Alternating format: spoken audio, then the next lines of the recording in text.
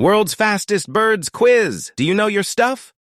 How fast does a peregrine falcon typically fly? C. 200 miles per hour. How fast can a golden eagle dive when hunting prey? A. 120 miles per hour. How fast does a white-throated needletail fly during migration? C. 170 miles per hour.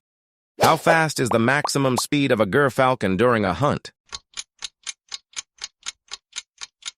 A. 130 miles per hour. Loving this quiz? Show some love and hit like. How fast can a white-throated swift reach during steep dives? C. 160 miles per hour. How fast can a swift parrot fly when migrating long distances?